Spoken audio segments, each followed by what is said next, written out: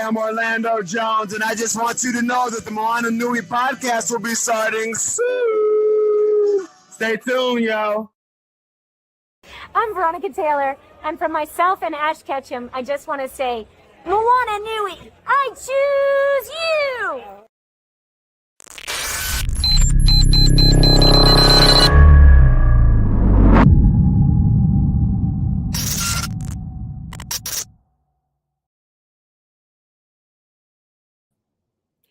Good evening, everyone, and welcome to our presentation of Moana Nui After Dark Presents Whatcha Watchin. Tonight, we will be discussing X-Men 97 thus far.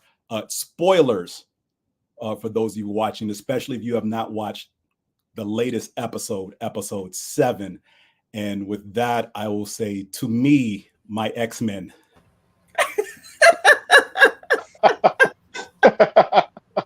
Nice. Fellow mutants, welcome.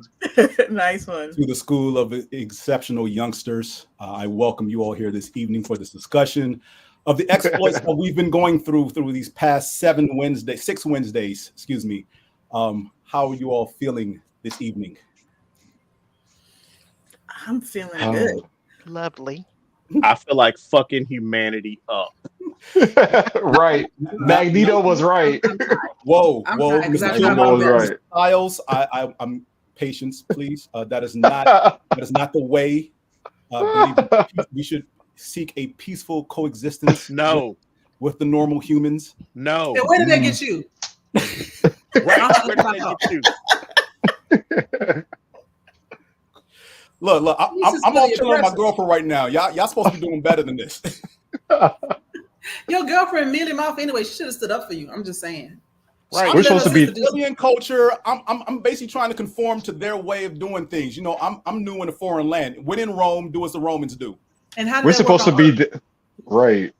I mean, it was cool until I saw Gambit's ghost in my vision, and then I lost my ish. You know, if we're supposed to be dancing. Like you ain't shit. Like when Gambit's ghost found you, he really had something to say to you. Like you ain't shit. We're supposed to be dancing and drinking wine. But y'all were. You were. Until you weren't. Making love. Until you weren't. Like, why are you watching them making love? Freak. I'm low-key feeling his wig, though. This might show up somewhere else. So, for those who have like I said, spoilers, if you have not seen today's episode, especially up to this point, I'm not dead.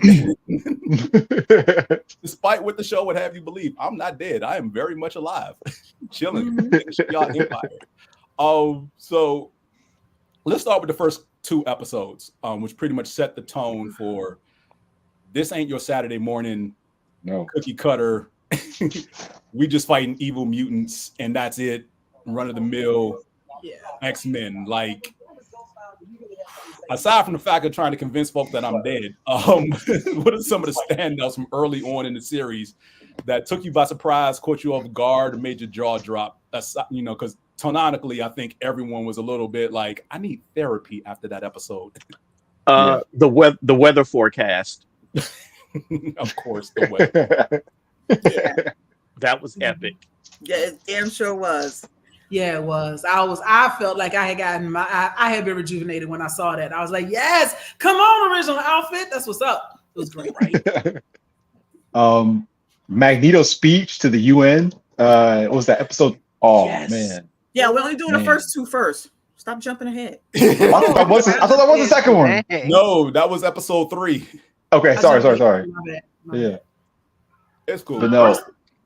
First 2 episodes, I was pleasantly surprised to see the dysfunctional X-Men. Like, they got issues, they got problems. Ain't nobody talking to nobody, people being lazy. And I think we all can say that we were surprised that Scott Summers could fight. Like, got an upgrade. I was about to say thank you, Joy. I'm like, Scott, you first of all, you looking buff, and then you're using your visors to fight and fly. I'm like, dude, you did your Spider-Man landing? What the hell? Right. Since when can you land on the ground by slowing your speed with, like, what kind of crater to the middle of the earth was he making to land like that? I'm like, you had to go straight through the earth, dude. Come on. But I was like, yo, this Scott got to upgrade. I'm just glad that they're finally doing right.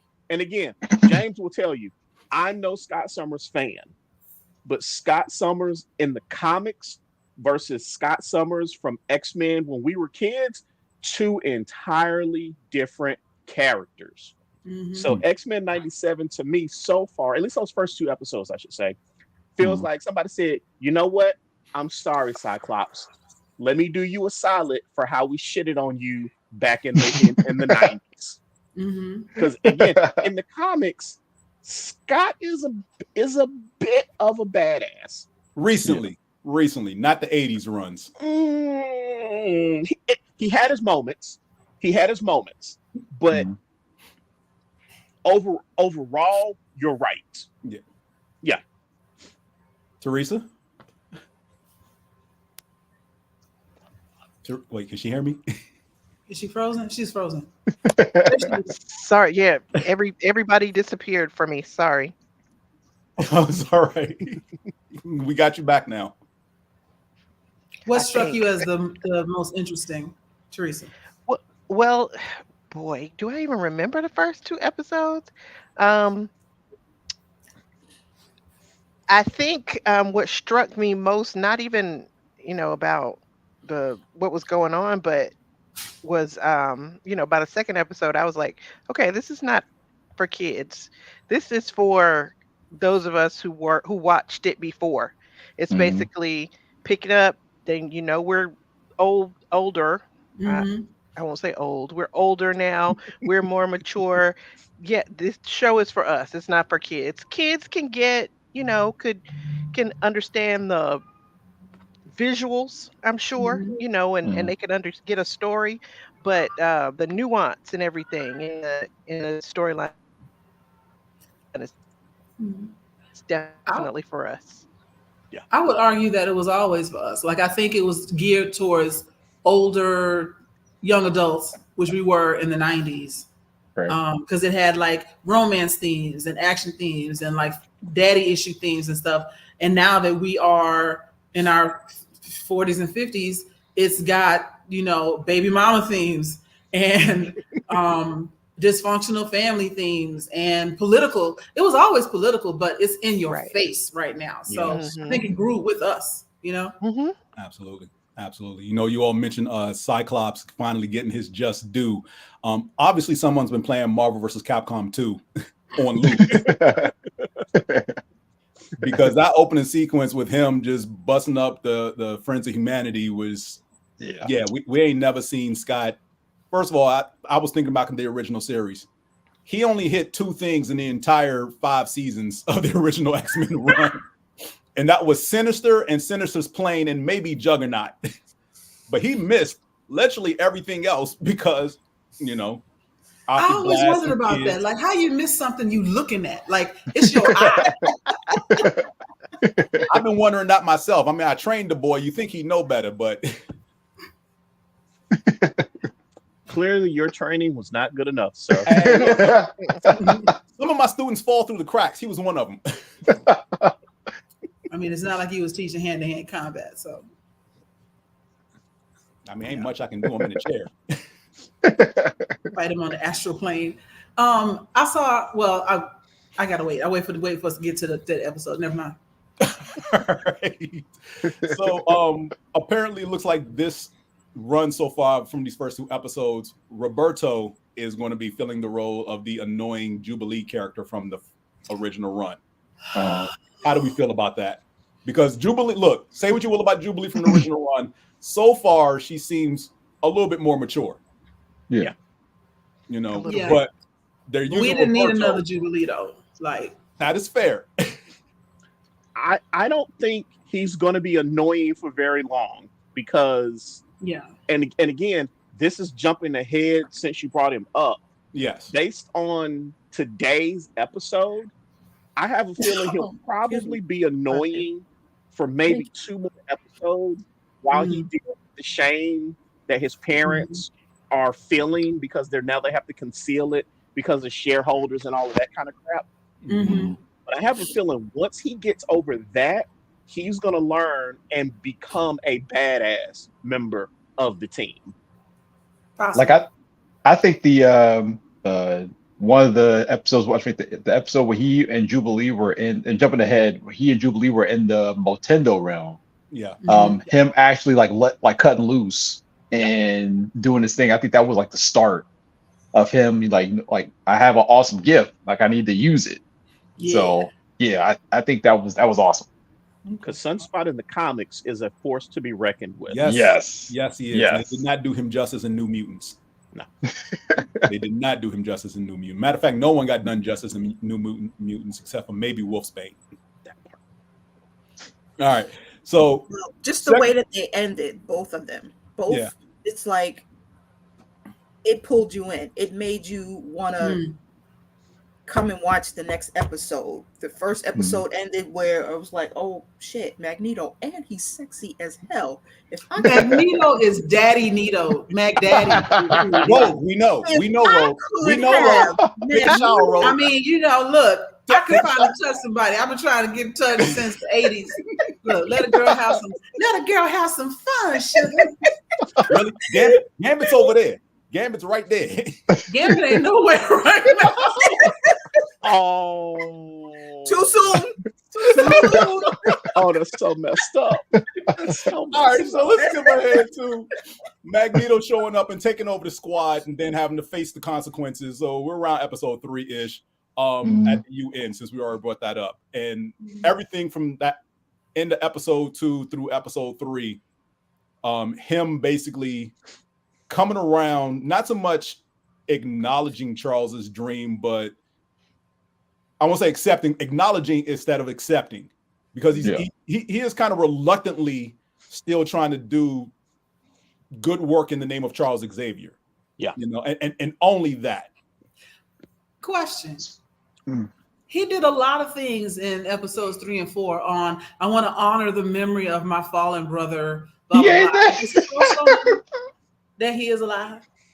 He gonna lose his shit. He's gonna lose his shit. Be mad at the motherfucker. I'm out here shucking and jiving for these damn UN people, and you out here getting it on in a robot suit in space, bruh.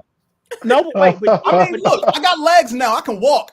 No, you have an exosuit. Apparently, he can crawl too. Sir. Talking about bark later. Sir, you have an exosuit. You still can't walk. Is that a metal exosuit too? Yes. Magneto is gonna lose his. But doesn't Magneto know that Xavier is off with the Shi'ar? Now, see, and that was one of my complaints after the first episode, because of how the show kept pushing the narrative that Xavier was dead, when the original series ends with literally Magneto and all of the X-Men watching him get on board a Star Cruiser with Lilandra and fly off to the Shi'ar Empire to fix his broken brain. Yeah, but you can't have that be the narrative that they're pushing to the public. Well, it is now. I got a thought. I got a thought on how they get out of this. Madeline Pryor. If they say that she was the one that was there when he went out to space, and she's been, secretly wiping history and adjusting everybody's mind who was there to make them think he was dead. Now that she is gone, Jean is like, do what now?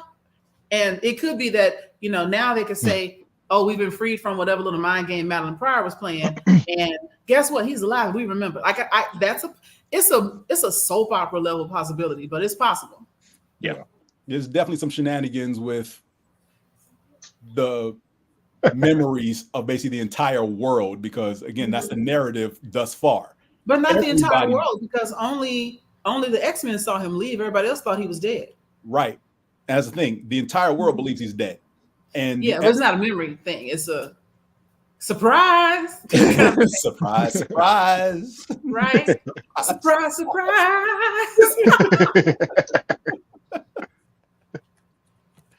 So did anybody besides me believe that Magneto should have dropped the tribunal of the UN when he had them hovering up there? No, that would have just made it worse for everybody. Yeah, I was gonna say now. In hindsight, no, go ahead, Kyle. Now let's say in hindsight, Yes, he should have, but at the time, no. At the time, no.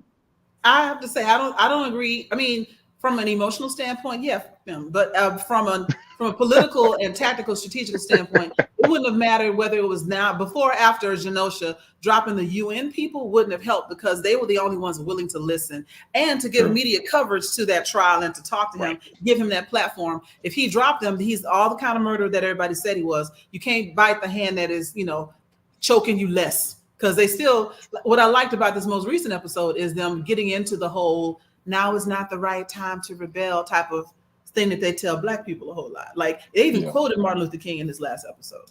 Yes. Yeah. All right. So let's just jump around now over the shenanigans of the last 3 to 4 weeks because. So wait a minute. Can I ask a question? Yes. Am I the only one somewhat upset at the fact that whenever Morph changes into another mutant, he somehow magically has their powers? They have that on the credits. It says that he can adjust his face and body and have their powers. It says that on the little rundown. Okay, see, I didn't catch that. But so still, is he an Omega level mutant at that point? Would he be considered an Omega level mutant at that point? If he can mimic their powers, then yeah, he'd be Omega level. Yeah, but it depends on how long he can hold it, I guess. Right, and this is the first time we're seeing him have this ability. Yeah. Well, I don't know. I know that Mystique can't do it, but I never paid attention to Morph until he was a crackhead. Now, when he transformed into Angel, I'm willing to give you that. Yes, he had wings. Wings, yes. He could make the wings flap and he could fly. But when he turned into Pietro, where does the super speed magically come from? I'll do you one better. When he turned into Psylocke, when he was fighting the Executioner, where did the martial arts training come in? Right. Because I'm not going to say Morph can't fight. I will not say that. All of the X-Men have some level of hand-to-hand combat. But I would say the hand-to-hand combat between Morph and Psylocke is like the difference between a mountain and an anthill. Because I always figure Morph's power is more aesthetic to like look like someone as opposed to Yeah. And he had her blades too, right? Yeah. Like, where did he get the blades? Yeah, it does seem like that, Latoya. Yeah, they are. Yeah. Now, I will point this out. Remember, during the original run, he was under the watchful care of one Mr. Sinister for a number of seasons. That is okay. So we don't know what he was doing. We just think that the torment he suffered was mental. Sinister could have easily augmented his powers. That is fair. That is fair. That is fair. I was going to say the same technology. Actually, because like, so I was going to say the Sinister is using that similar technology in the what was it? In the like the new Sentinels. So that same, like in theory, that same technology could be in Morph, to where Morph sees something, adapts like a power, almost like a sponge. Yeah. Fair indeed. So, Storm getting her groove back. Yes. Yes.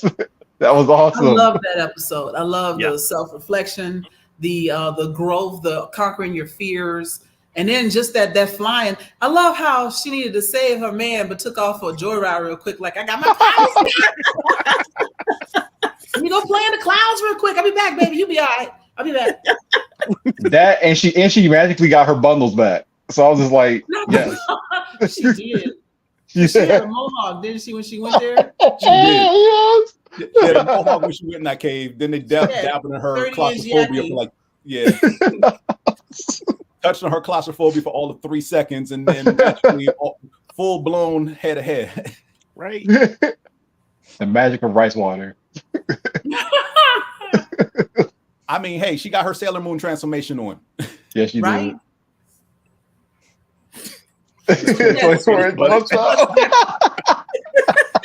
Exactly that. Oh man, she looked good though. So, what's because this is so in your face, and Joy, you mentioned it earlier. A lot of the somebody check on Kyle.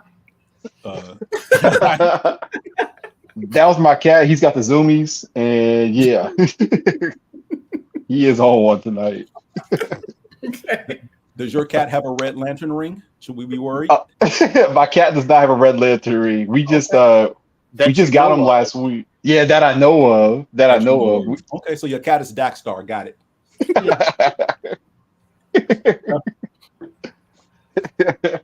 No, we are good. So no, so the parallels we're seeing, because again, Joy, you mentioned it earlier. This is very much in your face with the social and political narratives between the mutants and normal humans. You can see a lot of those parallels between marginalized groups of people in today's society, not like years ago, like literally right now. Right now, you people, we'll help you on our own time, but it doesn't look good. It doesn't look good from a political standpoint for us to give you aid right now. Like that could have been pulled right out of the headlines, Yep. Oh man. Sir, how are you doing? The last Omega mutant level detected. Wait, Malachi, do we have on the same shirt? Y'all do. Yes, we do. It's like tic-tac-toe down the middle.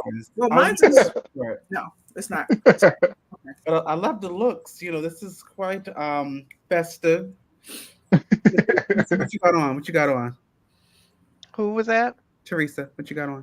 It's a Wolverine shirt. Very nice. I see the Krakoan font, right? Is that Krakoan font? Yeah, I think it is. well, really, I'm the one who's joining late. It's an alternate color scheme. I approve. It is something that we do like. It's something that is X-Men related, so that's all that matters.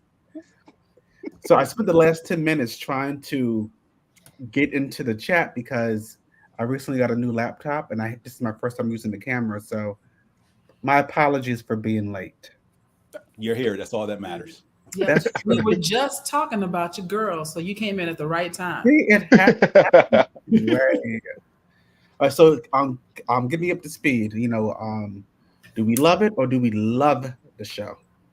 I love the show. I love it. I'm still need therapy after every episode, but I definitely love the show. I was gonna say I was initially for the trailer, I was kind of thrown off by the animation. Love the animation. Yeah. Love the animation. Really come around to the voice work as well. Because again, it was kind of shaky at first, to be honest. Yeah, it was kind of shaky. Rogue got on my nerves the first couple of episodes. I was like, girl, nobody in the South used that many colloquialisms in a 30-second span. Like, oh my God. I'm just nervous as a long-tail cat. I didn't find it as much. I did realize that with Rogue, Wolverine, and sometimes Storm, it was kind of rough because people forget this is 30 years later. These people are in their 60s. So they're not going to sound as young and sprightly like we remember in our youth. But I realized that with Storm, you can tell that the voice actress got more comfortable being back in that space because kind of more and more like, herself. Rogue, for the most part, I'm okay with. There's some things, that she'll say that sounds a little too raspy, a little too like, hey, I'm wearing a muumuu in a trailer park. But I still love it, I will tell you, the voice actor that I have not warmed up to even now is Jubilee. And I mean, yeah, Jubilee, so expect it. But for her, I get that they have someone who is a person of color who's actually Asian, in the role. Does that mean that she is right for the role to play the Asian character? I don't know yet. But overall, they're fine. It took me a little time to get used to Jean's new voice, but I'm kind of used to it now. Because if I'm not mistaken, the voice actress who was originally Jean, she's doing Val Cooper now. I think I read that somewhere. Huh. Yeah, but I need to verify that. But Well, overall, I mean, Jean faints so much that it won't matter. Right? well, she wasn't fainting in this episode this week. So he's like, listen, y'all, I can still do heavy lifting. It kind of reminded me of, so I would assume that almost everybody has read this except for Teresa because she's not into comics like we are.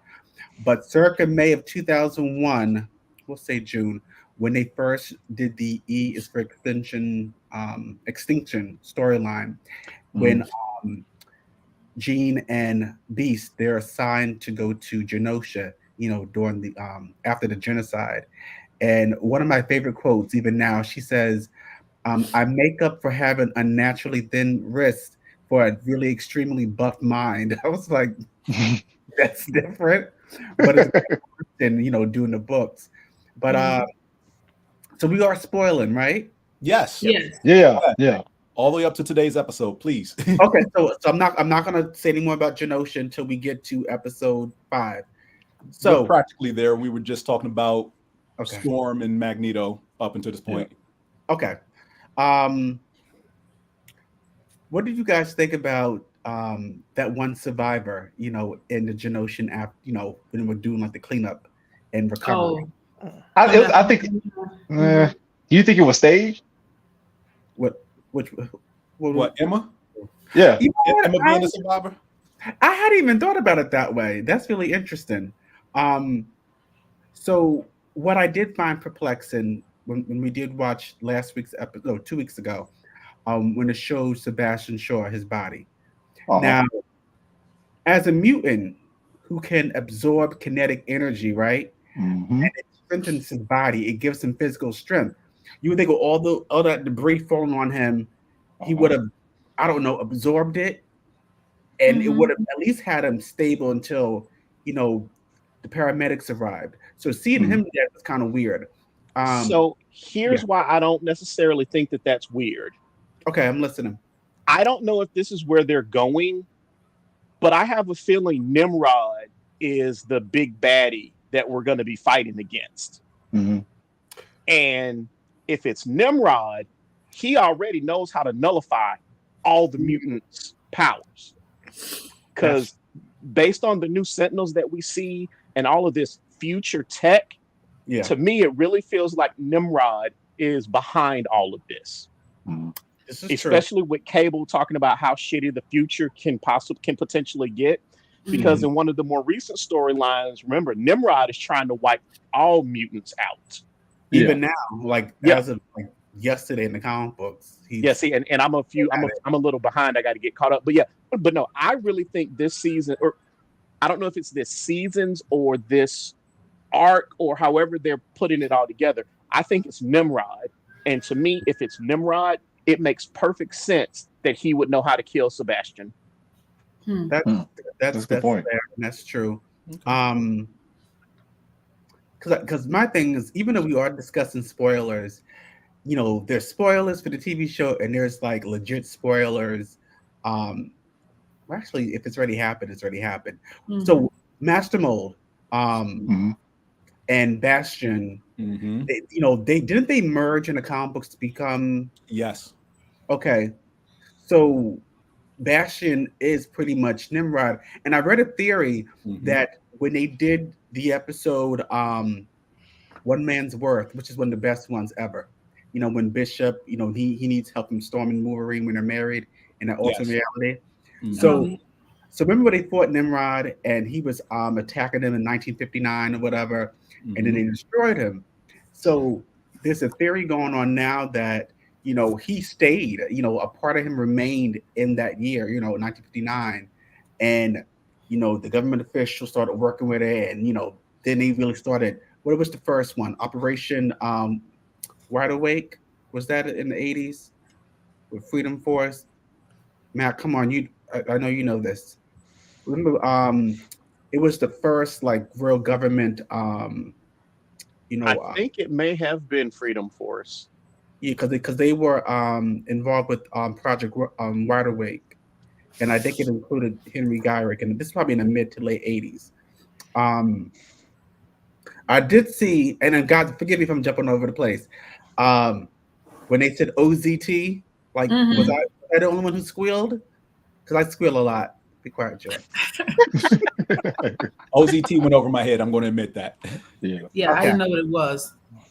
Okay, so Bastion, who was the big baddie who was revealed at the end of this episode. Right. Back in 1997, he actually attacked the X-Men, and that's when he was first revealed those Sentinels.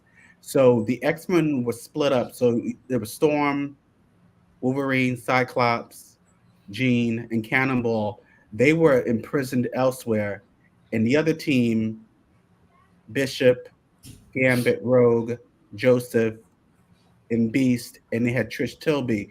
They were stuck in Shi'ar space. So there were no X-Men present to stop this Operation Zero Tolerance. So the only ones that were available was Iceman. So Iceman, he actually ended up saving one of my favorite mutants, Dr. Cecilia Reyes. It was her first appearance. So she was, outed as a mutant as she was, operating on somebody. So he saved her.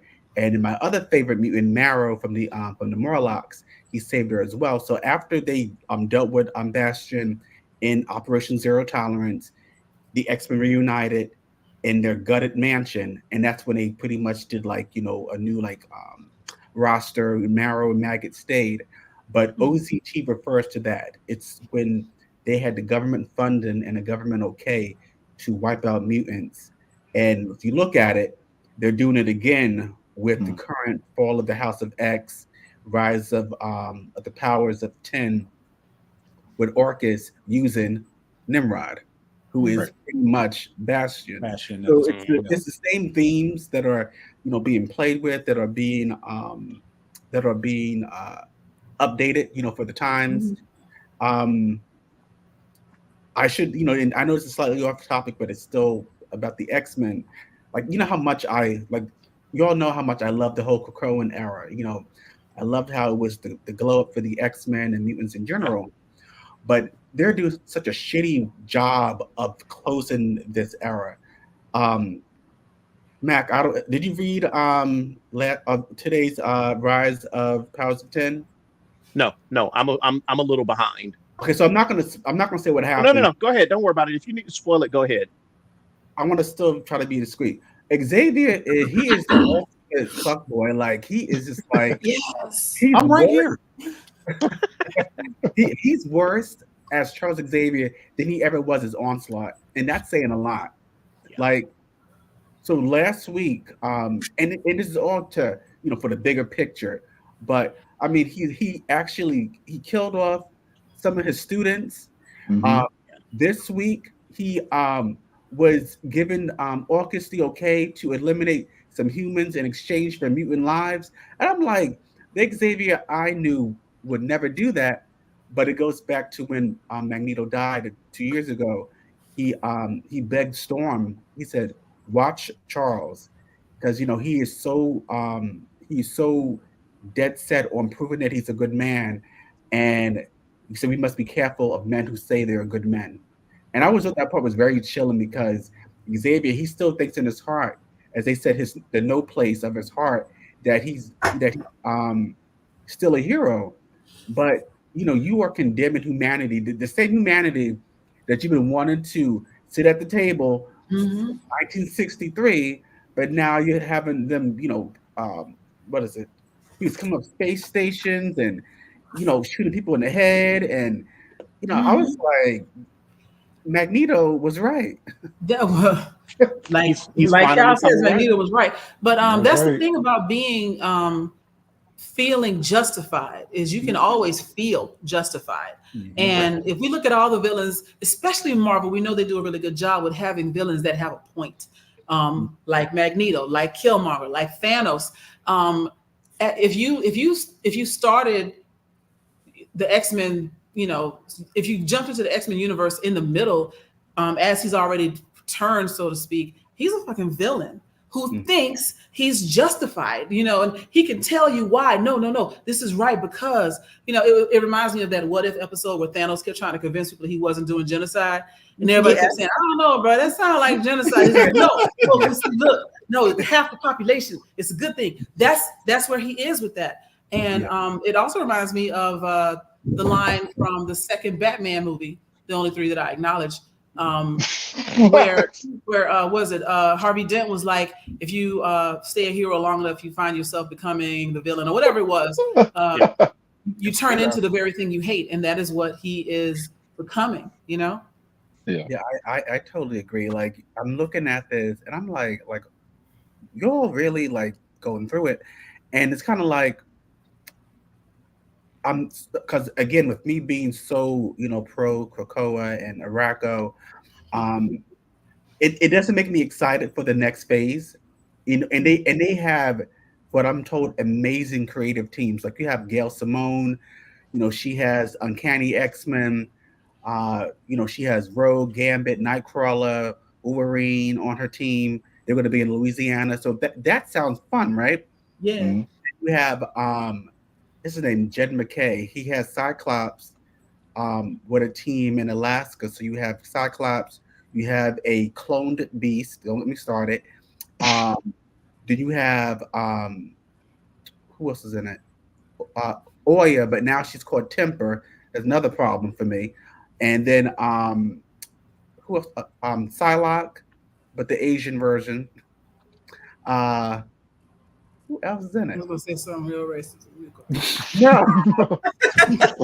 It's like, the other Psylocke, I wasn't aware there was more than one.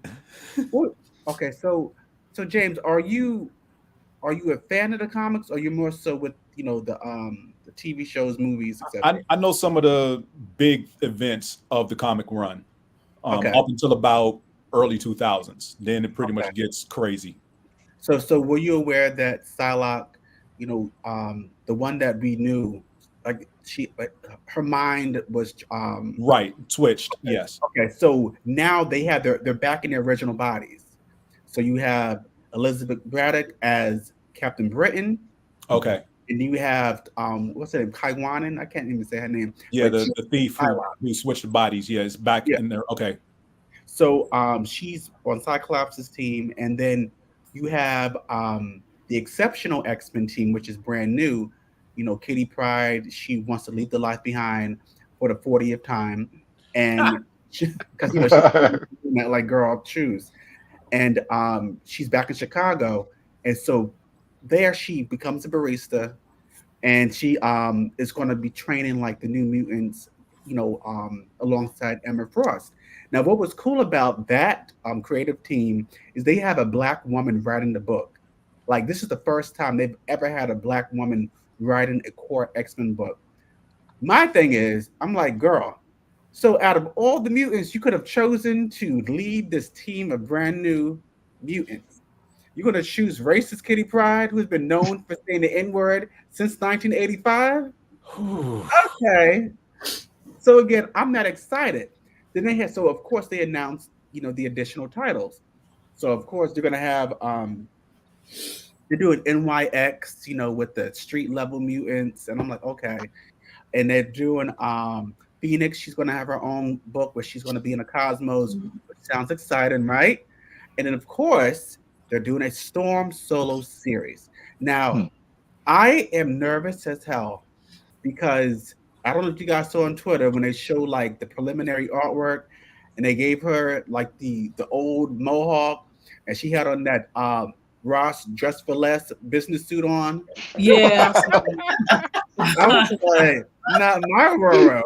Where's the African jewelry? Where's the African motifs in her business suit? Where's that texture to her hair? Why is it flowing? What's going on? Is the person Black or other doing the book? We don't know. So I think some of you saw what I was posting a lot about it because I was mad. I was like, heated. Mm-hmm. And so I'm not proud to say this. Low key, I am. We bullied Tom Brevoort. Is that how you say his name? The new editor. We bullied him so bad on Twitter that he actually made a statement. He said, "That's not the final look for Storm. We just needed to have." But he actually, you pulled a Sonic. Said it twice. I mean, look, social media is the biggest bully out there. So and we did that. And then he's like, "Oh yeah, don't worry about it. That's not going to be her final look." And we said, "We know that already." Like, paid to do this, but we'll see what happens. I'm just that excited. For Storm, they need to get the creative team back together that did the previous Storm run and just let them have at it. With Greg Pak back in 2014. Yeah. So here's the thing. I liked him, but his stories were so like slice of life. Like, no, I need her fighting Galactus and shit. Now I want her on Araco. I want her doing like the Siege Perilous. No, what's the Siege something? Fighting like the other mutants to keep her position. No, I want that. I'm spoiled. You know what? Let's just make this easy. Give me the fucking book. I'll write it. I already got you could. I could. Listen. I was like, didn't she wasn't she able to like control like a landmass at some point, like the past couple runs and some shit like that? What do you mean in Araco? Yeah. Yeah, she was the regent until she stepped down after Magneto died, and then last summer she actually waged a war against Apocalypse's wife, Genesis. Yeah. So it's like, so we're doing all of this, phenomenal, exceptional shit, right? All to bring her back to Congress. So she's gonna be a lobbyist in statues. I don't think so. No, we're so beyond Congress. I won't stand for this, y'all. I just want. I want to switch gears a little bit though to go back to the TV show. Because I'm hearing a whole lot. Am I the only one? Am I the only one that was excited to see General Ross and Captain America show up? Ooh, yes, I saw that. Yeah, I was happy to see them. I literally kicked my feet sitting on the couch like. That man was arrogant as hell. Like, this bunker is built to withstand the Hulk. There's no way in 2 seconds later Rogue is just busting through like, come here. Where you at? I love that they got the voice actor for General Ross. I love that he sounded like the guy that played him in the MCU who passed away. William Hurt. They said it's William Hurt. Oh, is it? Yeah, they confirmed it. It was for him and for somebody else, Captain America. Nice. It was That's William awesome. Hurt and Steve and Chris Evans? No. No. Let's not get crazy, Joy. It was no. The voice. I believe the voice actor for Captain America in this episode is the same one who does the voice in the What If series as well. Oh, okay. That's the same guy. Yeah. But can we discuss how petty she was for taking that shield?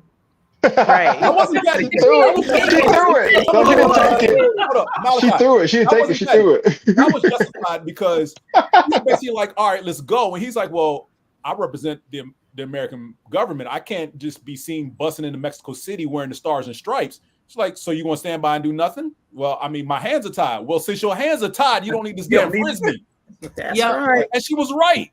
She But he's never stopped you before. Then you I wanted her to take it and use it. But that's what I thought she was going to do. Yeah, that would have been dope. But you and I also picked up on, and this is also just me having like the comic book knowledge. So with Rogue and Captain America, they have a unique history. Her first appearance is actually in an Avengers comic book, Avengers Annual Number 10, circa 1981, and at the time she was part of Mystique's Brotherhood. Yeah. So Rogue by herself took out the entire Avengers, which is pretty cool. And then later on in that issue, she, took Ms. Marvel's powers, and the rest is history. Mm-hmm. Now, what they did that was cool years and years later is that after AVX, Avengers versus X-Men, circa 2012, Captain America at that time was like, listen, we need to work on our public image. We need to be supportive of the mutants. So let's create a unity team where it's half mutants and half, I guess, regular superheroes. So you had Cap, you had Rogue, you had Wolverine, you had Havoc, you had Scarlet Witch, and you had Thor. Pretty cool team.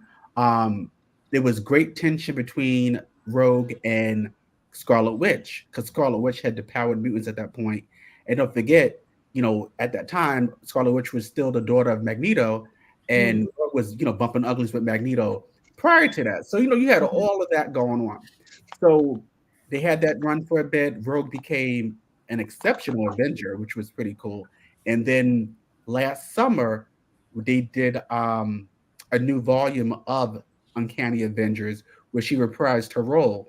So seeing them work together for all of 20 seconds, in today's episode, it was kind of a nice,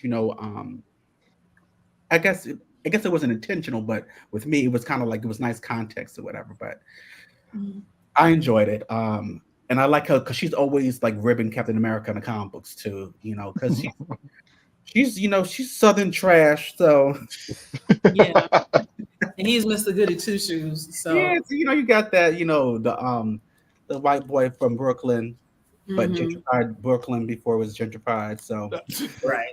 I mean, he's America's top cop, and you know what NWA said. Oh my gosh. After police. Yeah, well, that's right. Yeah, they did say that. Question about the whole Sebastian stuff. When they pushed, who was it? Trask that she dropped off the roof. I was like, girl, Jean couldn't have caught him. What? Right. Wasn't Nightcrawler with them? Nightcrawler was right there. Nightcrawler was right there. They all watched like, Nah, Kurt's chilling. He ain't got no love for these hoes. Again, right. as What have you done? She was still in the process of doing it when he asked that question. He had It was seconds. in slow motion. Like he actually Yes, to get down there. It's like freeze frame and everything, and they're just standing there like. As Wolverine said, we all wanted to do it. Right. Wolverine and T speaking the truth.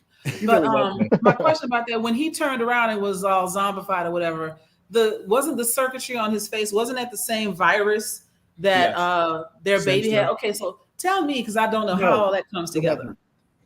It wasn't the same virus. It's not the technovirus. No, it's not. It was the circuitry that's used by the Neo Sentinels that Bastion is doing.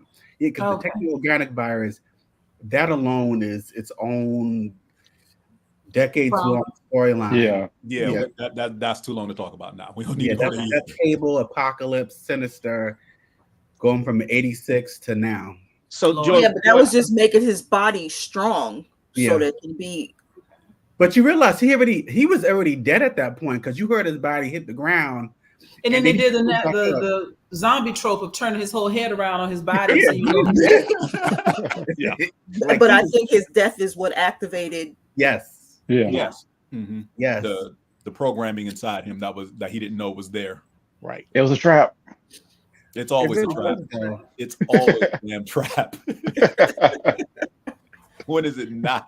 But yes, that was I was surprised when she did that. I understood it and I would have, been for it regardless. But this would have not flown over if this was a Saturday morning cartoon. Nope. I was thinking that. Like, we made that correlation earlier about how the difference in tone. Oh yeah. The original run and now. So episode 5 never would have happened if this were a Saturday morning cartoon. I'm still emotionally bereft. Yeah. That was an amazing. I love Remy. Do you think he's dead? Do you think they're really going to leave him dead? Do you think they're really going to leave him dead? Unless they reset the timeline, but that part. Yeah, he's dead. Okay. He's dead now. Yeah. Because remember the beginning of episode 5 is pretty like right before things started kicking off and everything went to shit. Cable's running through the crowd. Cut the music. He's already here. Cut the music. Get him out. Yeah. And he gets to Madeline Pryor, and his computer's like body slide 1. It's like, damn it. And then when she realizes it's her son, he's like, "I'm sorry, Mom," and gets snatched back. Which that was so emotional. We had a precursor for in episode 1 when they were looking for Trask. Yeah. Madeline saw that image, so had the foreshadowing there play out in episode 5. But I feel like there may be some time play shenanigans where they would have 3 episodes left. I'm spitballing between Cable and Bishop because I refuse to believe Bishop ain't going to show up again in the next 3 episodes. Him coming back depends on how important he is to the storyline. He's in the intros. Because think about it, everybody who dies and comes back typically comes back because of their importance to some storyline that Marvel is telling. So if Gambit becomes key to some story that they're going to tell, I believe he'll come back. Otherwise, he's probably going to stay gone as a memory. He's too popular for him to stay dead. Yes. Yeah.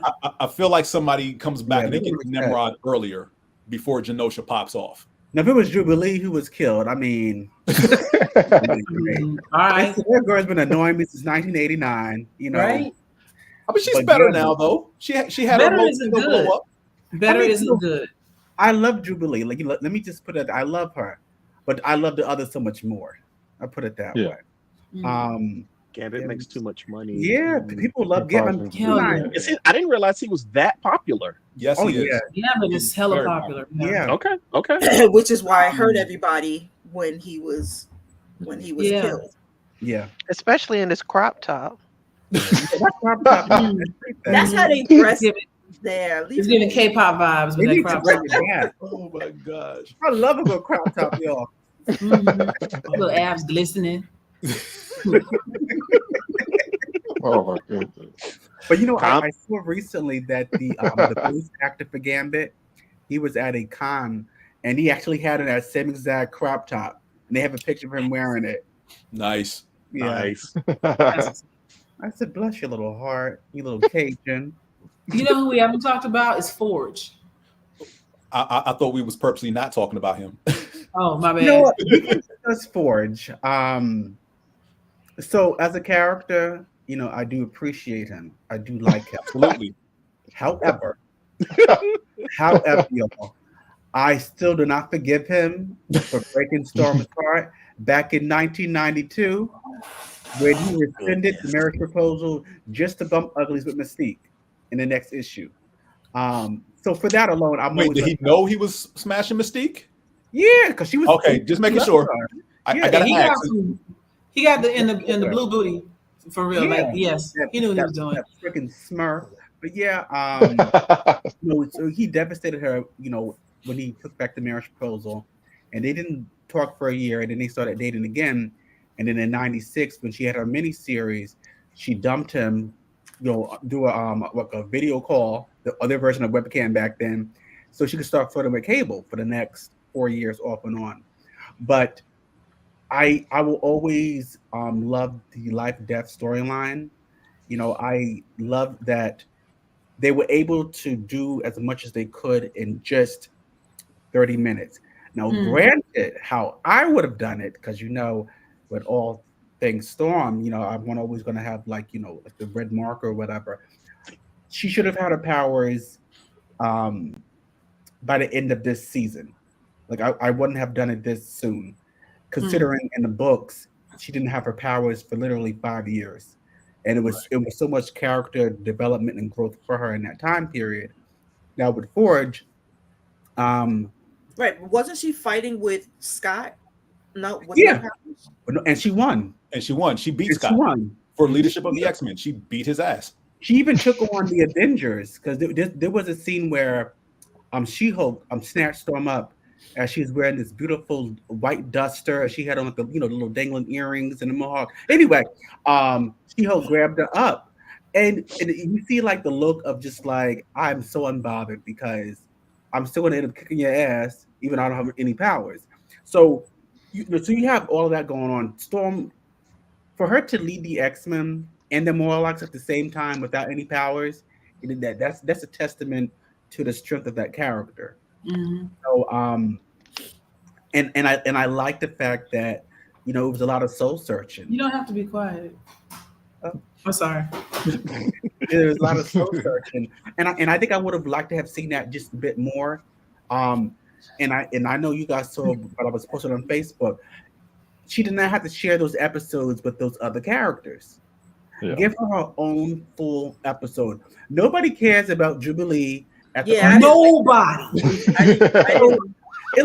Who cares? Okay, so the Motendo episode, I felt like they were, again, this current run, at least the episodes we've gotten so far, has given shine to characters who pretty much didn't get it during the original run. All right, we talked about how Cyclops was pretty much just a beta male the entire original run of the show. Everybody pretty much talked down to him, talked back at him, had very little respect for him, if any.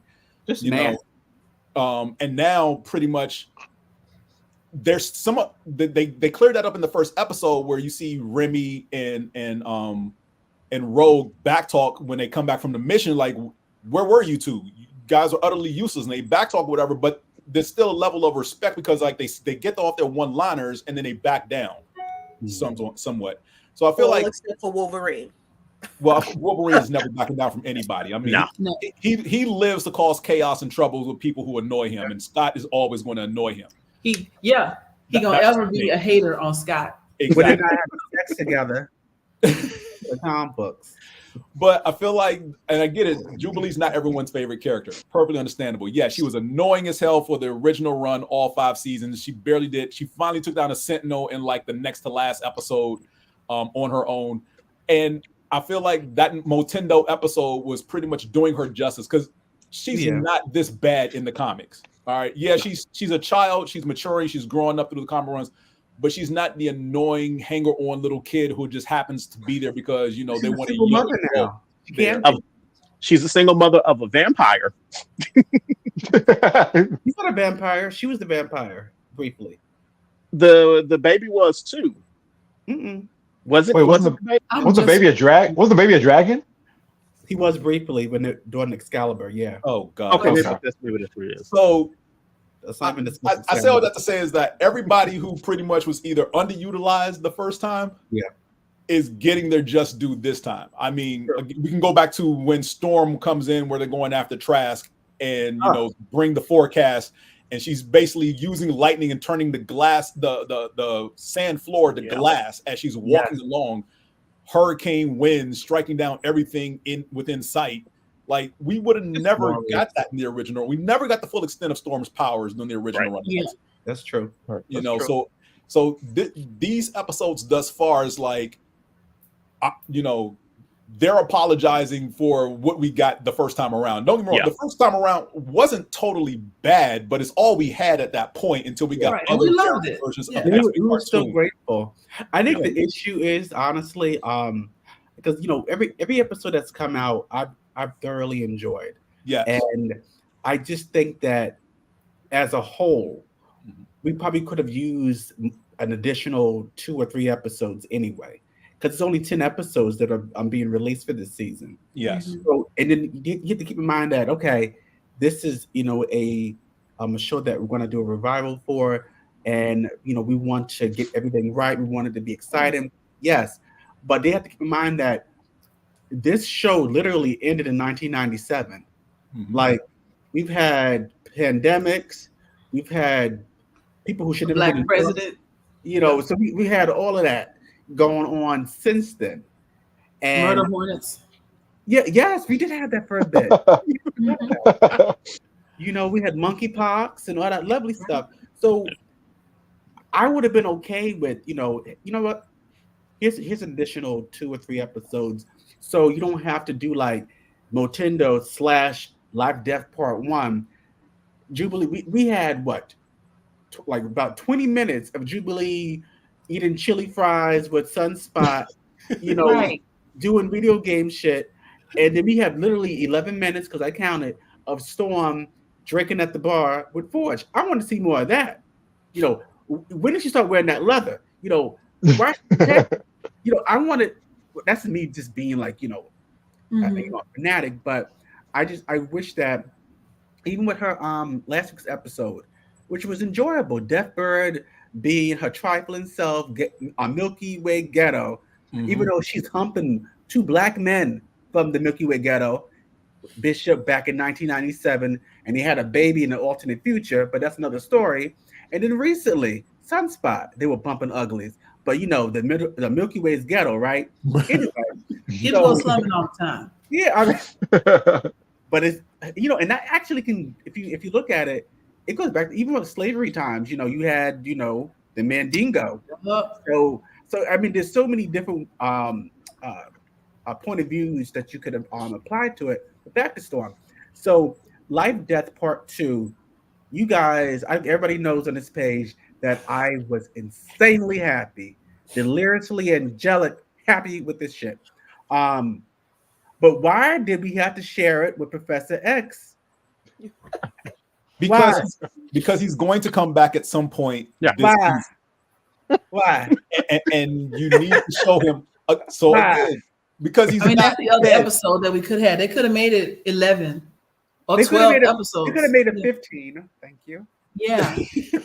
We could have got more, but we definitely could have got more. But Marvel, Disney pretty much got asked for 10. And look, these are full on 30-minute episodes. These aren't like 30 minutes because there's we need hour-long episodes for each one. Ooh, I don't know about that. I don't know about that. I'm good with the 44 minutes.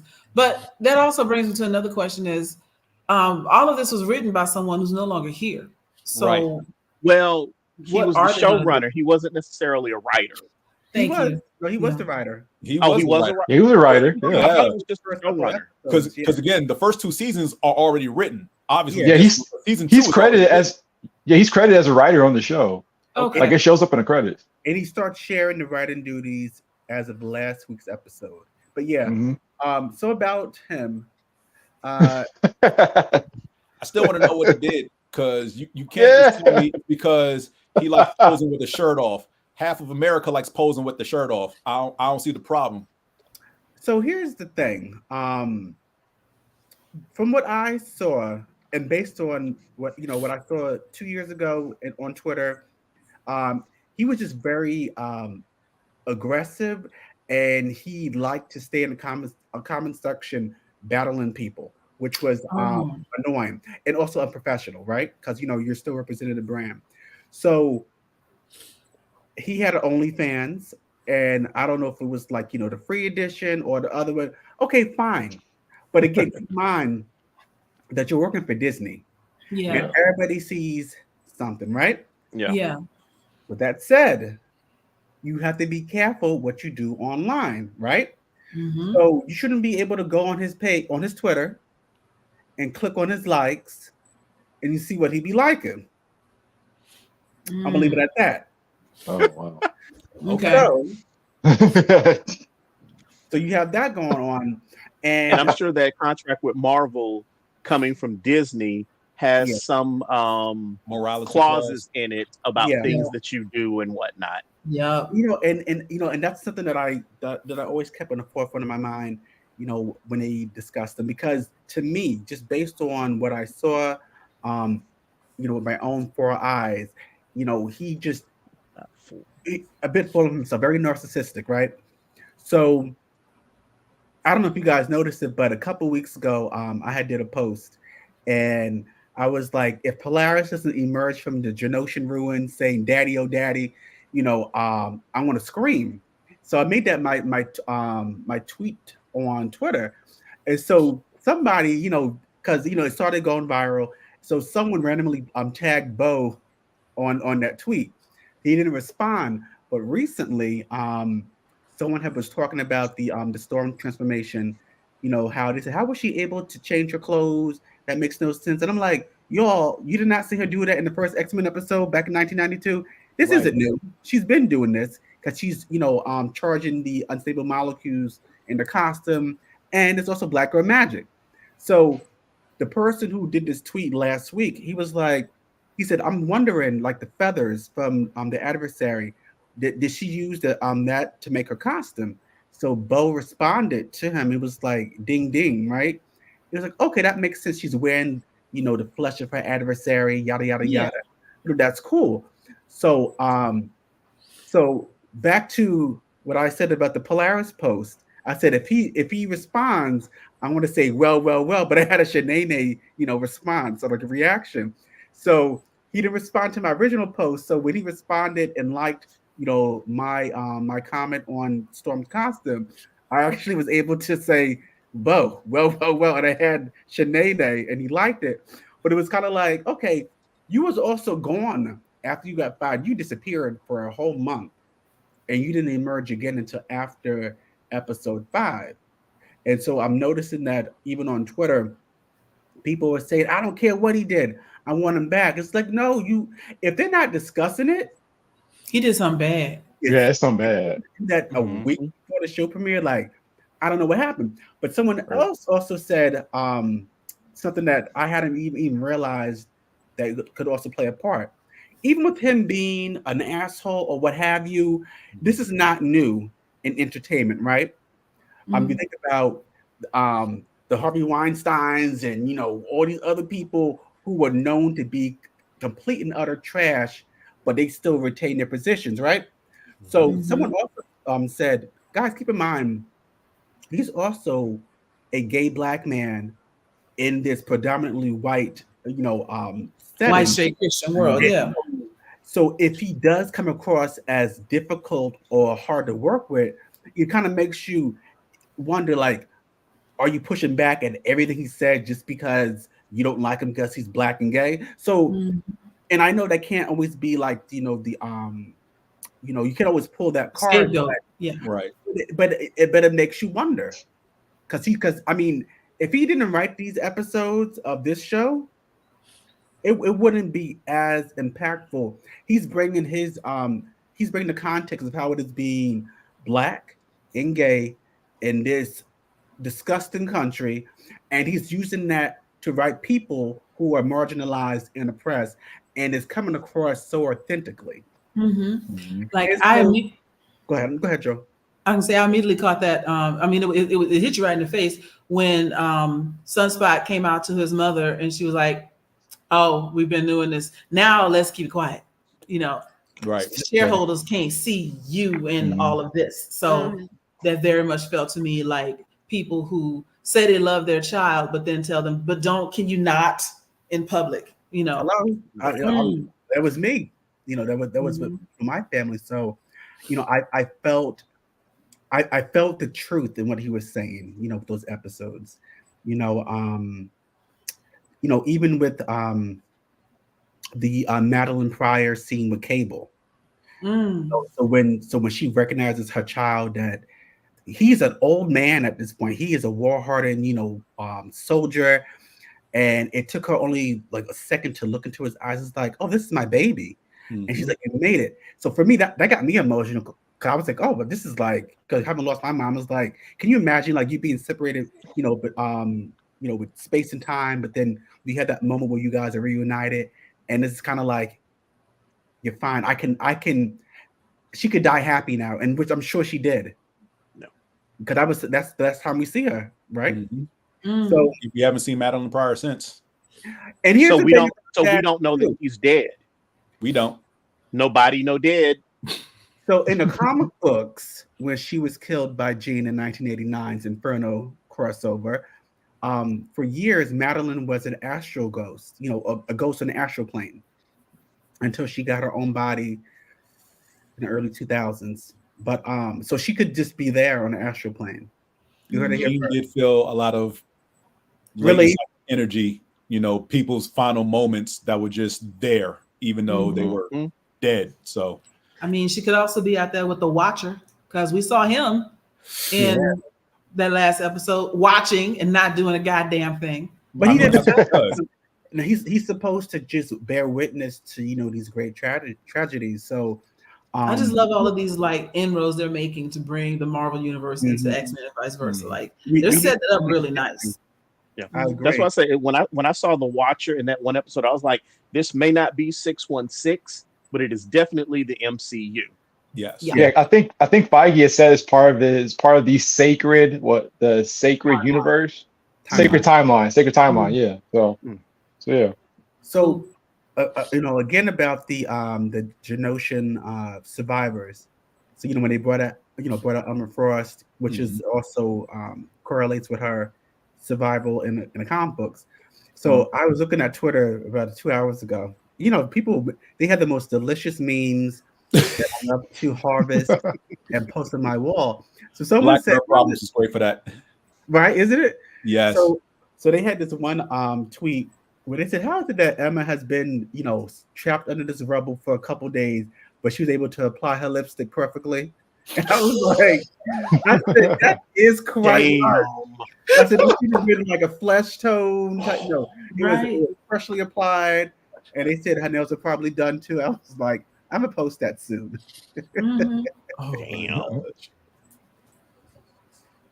I thought about it too. I thought about that too. Like when somebody else mentioned, like, was that stage? I was like, I don't know, because she did come out there looking picture perfect. May have been buried in rubble, not a speck of dirt on her. I know she's a diamond, but diamonds get dirty. So I feel like she was and seen, she was cracked and damaged along her arms and legs. She wasn't like perfect diamond form, and it looked like she had taken some damage, and then she hardened her body to diamond form. So I mean, she wasn't picture perfect, so to speak. But it makes sense. It makes sense she'd be the one to survive, though. True. Yeah, and I'm glad they kept that in the books because, you know, and of course I'm going to be a little nitpicky, but in the actual books where they go and they find her, you know, she emerges from that, you know, that whatever you call it, the hole, and she's actually holding one of her dead students, and so she's like, you know, her name is Ellie. She's gonna be a credit to her people. She chose the name mutant. What is it? Negasonic Warhead. So the character that she's holding is the same girl from the Deadpool. Deadpool, yeah. But even though they had completely changed her powers for the movie, even though, you know, of course it's Fox. But anyway, it's the same character. So she's holding the student's body, and she's like, you know, Beast was like, oh, she's so shiny. And she's like, get her to a hospital. She gives the body to the paramedic. And so Emma's talking to Jean. She's like, okay, what happened? And then Beast is like, well, it looks like, you know, your secondary mutation kicked in. He's like, so what happened exactly? She's like, I got hard. And she turns back to the paramedic. I said to get her to a hospital. So I wanted to see like that snarkiness, you know, also in the scene. But again, that's being nitpicky, and you know, I mean, it was still good to see them, you know, bring this mutation to this character. But you know, but I'm just grateful that we have a show. Period. Yeah. Right. Well, the snarkiness you were looking for was probably when that TV crew was at the mansion. Yeah. Cyclops was going off. The way he read them. And you can attribute all the snarkiness to Scott, basically, when he slipped up and was like, he you read know, them it's because of you people. I still think that was Emma. I do. I still think that was Emma. Look, we know Emma is a messy little so-and-so. I'm gonna keep it PG about her, but we know she's messy as hell. You get something similar from Beast. He's like, yeah, you out in front of my house filming while this whole place is dying. Yes. Well, so I mean, they definitely took her to task for that part, the part she played in, you know, the coverage and how she covered everything from both the disaster at Genosha and just covering the X-Men at the mansion was just like, was it a fluff piece PR stunt? Yeah, to some extent, because did she really want to be there? I don't think so. You know, she acted like, you know, she was interested in getting to know them, but how much of that was genuine and how much of that was actually her doing her job? You know, I don't know. She looked like she might be a furry, like she was feeling Beast, right? You know what I'm saying? So here's the thing. It's just aftershave. Because, you know, they actually dated in the comic books for a long time. But Trish, you know, when it comes down to it, it's always her job first. So I want to say it was probably in '95. They were doing like the legacy virus storyline, which is pretty much, you know, it was a lethal disease for mutants at that time. And so they had confided in her what was going on. So, but her being a reporter, she's like, I got to tell everybody what's going on. So she broke the news, and it ended up with one of the mutants getting lynched and killed. And so later on, Wolverine actually dragged her for it, which was pretty cool. But, you know, Trish has always been about the news first. You know, she doesn't care about them. Beast broke up with her in 2003, 2003. And the way he did it was like, you know what? I don't want to date you anymore. Because she broke up with him initially, saying that she couldn't date him because they were claiming that it was bestiality because he was going through another mutation. So he was mad at her about that. So when they met up again, you know, when she wanted to apologize, he was like, you know what? I may even be gay. I got to go save these students down. He left. So that was a big question, you know, about 20 years ago. But yeah, Trish has always been trash. So I don't like her, and she don't like Nate. What did y'all think of the relationships, how they show them? Which one? Oh just gosh, all I'm about to say. All of them. I thought it was like Jean, like the Jean and Storm, Morph and Wolverine. Then you had together relationships with I think so too.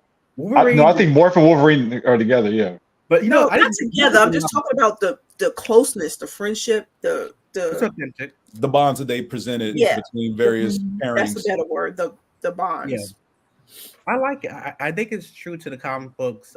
Storm and Jean have been best friends literally for 50 years. Yeah. So I love that they're showing, that friendship, that bond.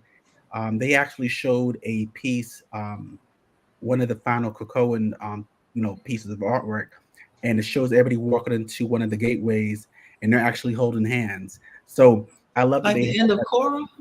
Huh?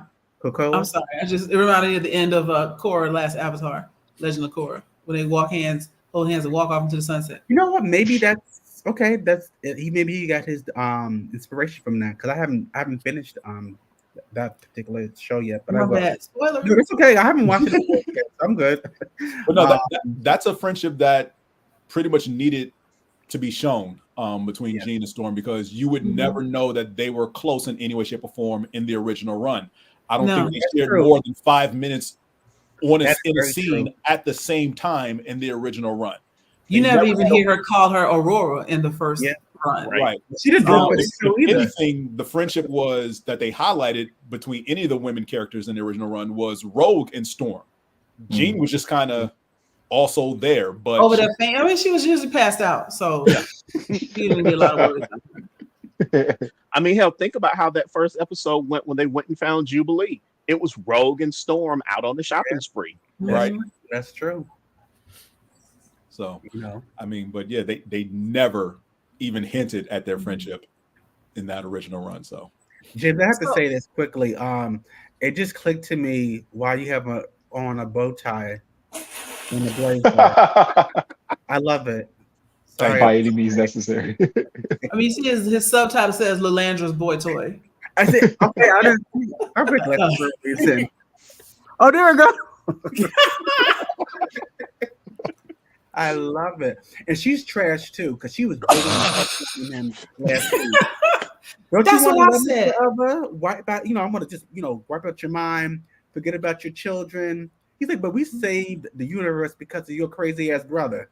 But I'm supposed to forget about the children that I trained. Get the fuck out of here. Right, just so you can appease your wild, crazy ass sister. Get your sister in line. Yeah, all that was ridiculous. The people, because I mean, the people didn't want him there either. Like that was them, the higher.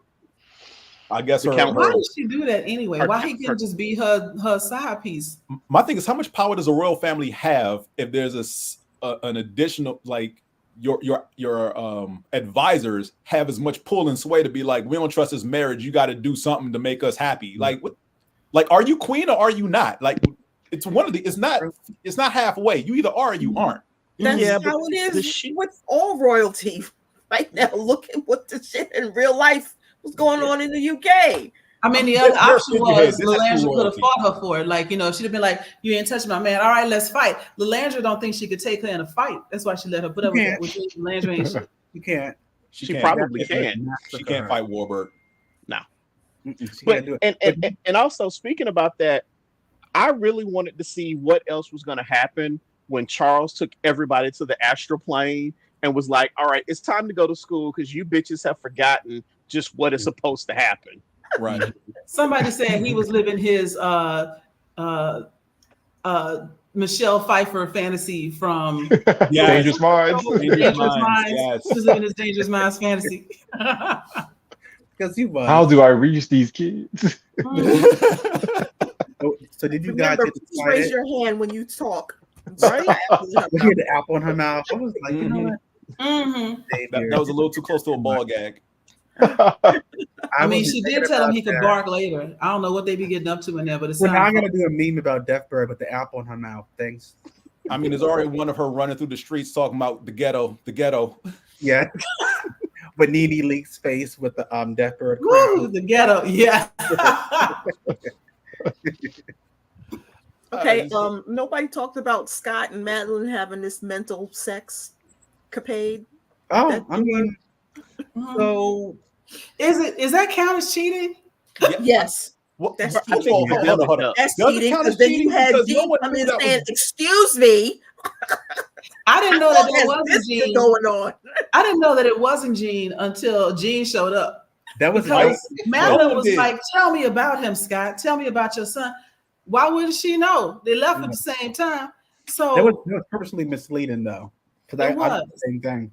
And again, it goes back to I keep thinking Emma was behind it, because while Madeline was drifting off telepathically talking to Scott, the way Emma was looking, I'm sure Emma was reading her mind and kind of feeding a few things in here and there. Yeah, because again, Emma's messy. Yeah. I want to be friends with Emma. And Scott's weak because he will date any telepath in the room. But Matt, you may be onto something, because in the original Psychic Affair, it was Emma instead of Madeline. Mm-hmm. And Jean walks in, she's like, "Don't tell me, you can explain." And that's when she pretty much tortures Emma Frost on the astral plane. Bless you. Yeah, so and then she was watching the whole thing in the cartoon. Mind trip indeed. That's how she did it. So yeah, I like the nods to the comic book they're doing. Yeah. But I also like that it's still very much, in the X-Men 97 universe. I am curious to see I'm curious to see what they're gonna do with Vulcan. You guys saw him with the Imperial. Yeah, I saw Vulcan. Mm-hmm. So for those who don't know, I'm not even gonna spoil it. I'm sorry, y'all. No, go ahead. Vulcan, no, don't. Please. Oh, sorry. Don't. Because Joy, you don't know, right? I don't. No. Okay, then I'm gonna. Yeah, so just Vulcan. That's no, James, don't say it, James. What? I'm sorry. We're gonna come back and do another episode. James, shut up. We're gonna come back and do another episode with the last parts. Yeah, the last. Absolutely. Yeah, and I'll wear my costume in part 2. Yeah. I wasn't going to say anything about Vulcan. I was just going to bring up how Ronan the Accuser stay getting his butt kicked. Yeah, he deserves it. He did get whooped. I forgot about that. That's another process. He had in the face with her heel. But that part, he's he got his universal weapon taken and knocked out, and my thing is Gladiator came in there, after Warbird, and I'm like, well, Warbird kicked my butt. Why am I standing up to Gladiator? The way he punched her though, and she went flying, that was delicious. I mean, because Gladiator could easily take Warbird. That wouldn't even be much of a fight. Which is why he's leader of the Royal Guard. So right, that's true too. But it was nice seeing those characters. Yeah. Mm-hmm. So did you guys know that the Imperial Guard, they were created by Dave Cockrum, who was, instrumental in designing the all different X-Men. And he was also part of DC's Legion of Superheroes, right? Mm-hmm. So I didn't know that. Yeah, so he is like X-Men royalty. So the original designs for Storm and for Nightcrawler, they were rejected by DC because it's actually 2 characters that are merged together to create Storm, and then Nightcrawler. It looks like Nightcrawler. So when DC was like, no, we don't want these characters.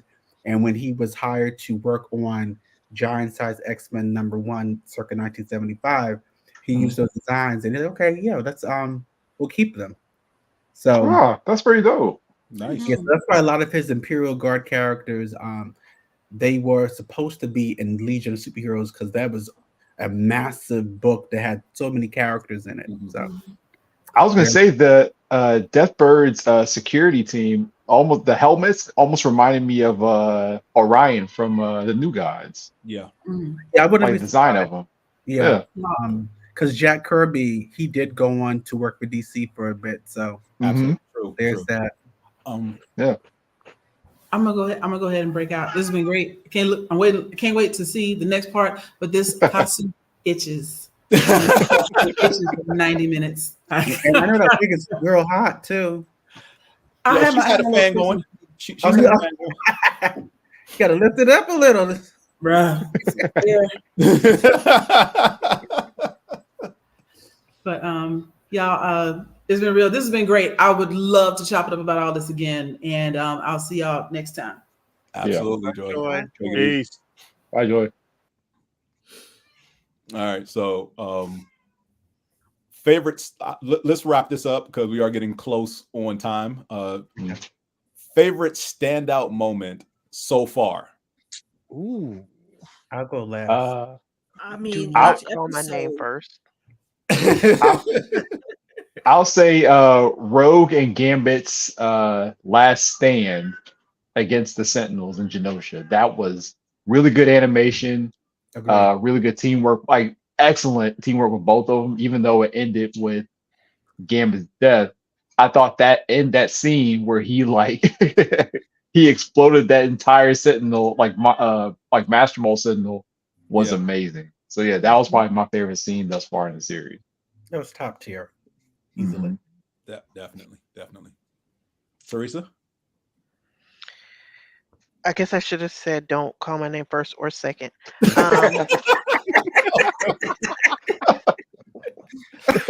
But no, that whole episode really, or the whole like Genosha episode, yeah, because first Magneto, I wasn't a big fan to begin with, but now he grosses me out. Because I mean he's basically a pedophile. She was young and he groomed her, and because when they did that flashback and she was like, well, my mom introduced me or whatever, and he pops up and he's got this white hair, and I'm like, so Magneto always been old? Pretty much. And, I mean, him and Xavier are about the same age. Yeah, and they do that whole thing, and so when she comes in and she's all in her outfit and they're dancing in the sky and stuff, that was a pretty cool start to everything that's going to go down. And at one point when she was like, because she's had her conversation with Gambit, and of course they're talking about how they can't touch each other and stuff, and how his heart beats for her, and she's like, yeah, I can't feel it. But at one point after she kissed Magneto, but she knew she would have known, I'm sure, that Gambit was there anyway, and would have seen that, even though she kissed him, and she's like, sometimes, what is it? Something about the skin. It's deeper than skin. Deeper than the skin, right? So she's making her decision there that she's that she loves Gambit. She's going after him, but she knows he saw that, and it's gonna break his heart. So, I mean, really just there's a lot of emotion in that episode, from that kind of emotion all the way down to Gambit's death. But yeah, it was pretty cool though when the thing stabs him and he uses that to power it up so much that he blows it up. Yeah. So yeah, really just that whole sequence starting at the ball to the ending in Gambit's death. And I thought that they were going to bring him back.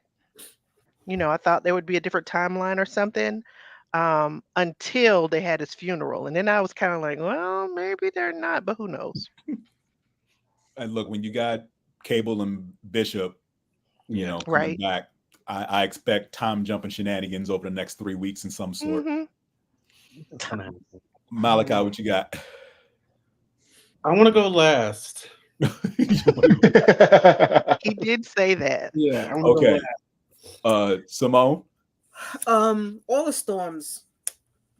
All the Storms episodes where she's just kicking ass, and then Rogue, where she's just pissed off and she's just destroying everything, going through the country, just whooping ass and flipping shit over. I mean, fighting people. Shit, with her having her outfit on, and then with the Captain America's shield. I'm like, damn, that's a good crossover. I need to do that as a cosplay. I'm like, I need to do Rogue and hold the Captain America's shield. I was like, okay, more another add to my list of cosplays that I need to be doing. I feel like every convention going forward, every Rogue cosplayer should walk up to a Steve Rogers cosplayer, take and this shield and throw it somewhere. They really need to do this. Shield and throw it. You're like, your hands are tied, right? Okay. Need this. Make sure it's cleared up. We don't want to hit nobody. Right. True. And then the automatic end of knowing in my mind that Rogue is going to have to fight Magneto because they're going to turn Magneto into one of them machines. And somehow she's going to try and have to get to him. And so that is in my head of, okay, how is this going to end? Because I know she's angry. Yeah, is an understatement. Furious? Well, I will say this. It might be Joseph. We don't know for certain that it's Magneto. I thought about that too. Because in the comics, there's a clone of Magneto called Joseph. Yeah. So, Simone, it might not be Magneto. It might be his clone, Joseph. And see, sis, I didn't know about the comic. It's why I'm sitting here like, who the fuck is Joseph? Yeah, he's Magneto's clone. He's Magneto's clone. And they actually thought was Magneto for a little bit. Yeah. Mm-hmm. Hell, what if it's been Joseph this entire time? It was Agatha all along. It was Joseph all along. Right. If I had to pick one standout moment, I would say that opening Sentinel fight, because that was just, I mean, you got Gambit riding on Wolverine's back, charging up his claws, and then tossing him into the Sentinel. Then you got that one point when the Sentinel pulls Wolverine out and throws him at Beast, and then they all gather back together, and then Cyclops calls in Storm to give them the forecast. That's just, that fight sequence was amazing to me. It was. Absolutely. I'm gonna be greedy here and pick 3 because it's the conversations more so than the action. It's the depth of the conversations.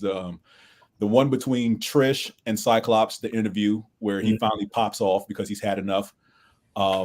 Conversation between Wolverine and the real Jean Grey because she's in the middle of the lake, going through trying to figure out which memories are hers and which aren't. And then the conversation between Rogue and Gambit before everything pops off in Genosha. It's just the depth of those conversations.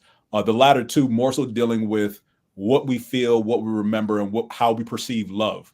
Wolverine, look, in that moment, I wouldn't have blamed Wolverine for basically leaning in and going all out in that kiss, because even though Jean initiated it, he still backs off. Yeah. Because this is something he's always wanted. Like, he's been pining for Jean since the day he met her. And to pretty much back off and be like, it's Jean and Scott, it's always has been, always will be, there ain't no room for a third party in this. Like, for him to do, quote, the honorable thing and back off from that, like, I wouldn't have blamed him for going in, because Scott pretty much got with Madeline. And while no one knew that she was a clone, no one will be mad at Jean for just stepping out and doing her own thing. Because how do you pick up from where you believe you left off when another person's been living your life for who knows how long? Yeah, that's true.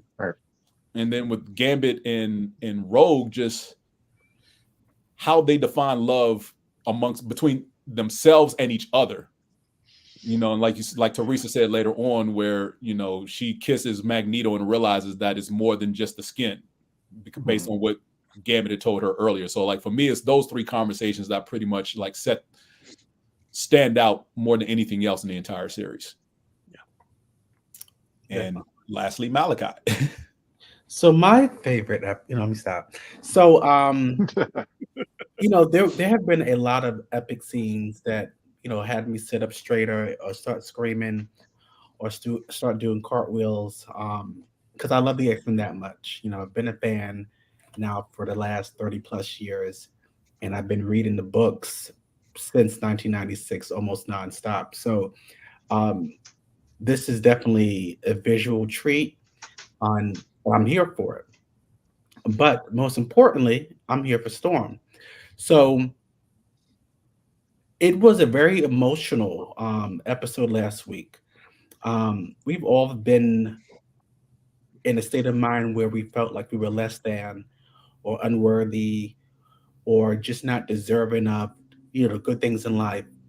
And it was very it was very interesting to see Storm, who has always been a character who was always so strong and stoic, have those same very human fears festering within.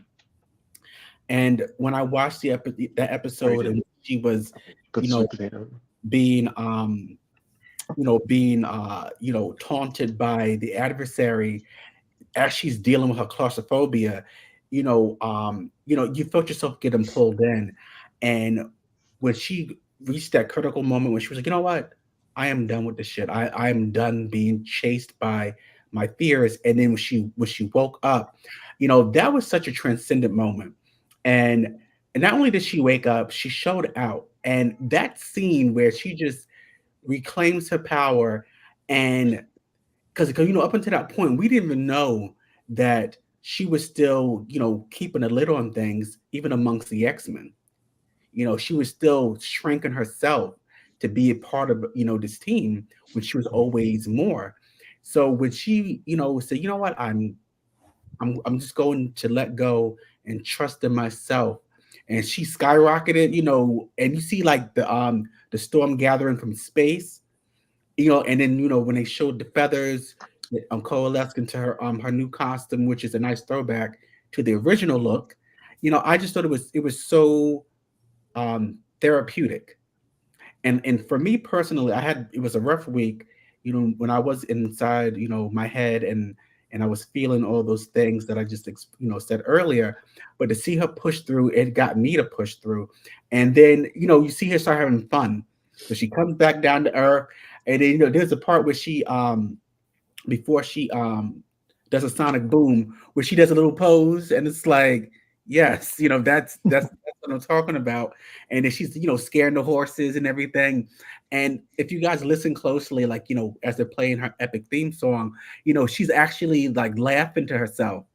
And then she says, and then she skyrockets, and then I loved when it showed this a scene where she's going through like the I guess like the tight spaces or whatever, which would have been claustrophobic for her otherwise, right? So when she's doing that, and right before she hits the water, you see her face, it changes, and she kind of moves her hands out more, and that's when she starts doing like the water sprouts and everything. Like, to me, that was just it was art. It was art on every level, it's on every level, and that's my absolute favorite scene. The end. I kind of figured that was going to be your favorite. Yeah, How do we know? It's on my Facebook. All right, well, that's going to wrap it up for this episode of the first 7 episodes of X-Men 97, and we will wrap up the entire show next month. So 3 episodes left. Hope everyone else is enjoying as much as we are. So for that, I, one Charles Xavier, will say X-Men disband. Really? We're sending you back to Lalandra. Yeah, I'm okay with that. I'm actually okay with that. Bark like a dog with time. Yes. Good night, everyone. Good night, guys. Good night.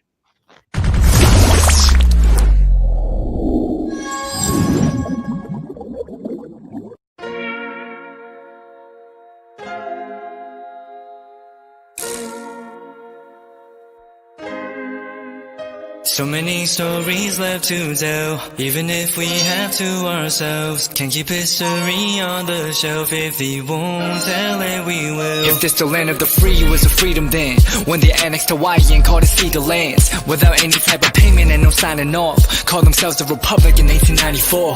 1.2 million acres overtaken from the native Hawaiians. When they resisted, the West retaliated in violence and erasure. The Hawaiian language is banned as part of colonialism's plan to expand, yeah. Stuck between a rock and a hard place, multiple bombings of Kaho'olawe. As a part of their ongoing war with Asia, used it as a place for target practice.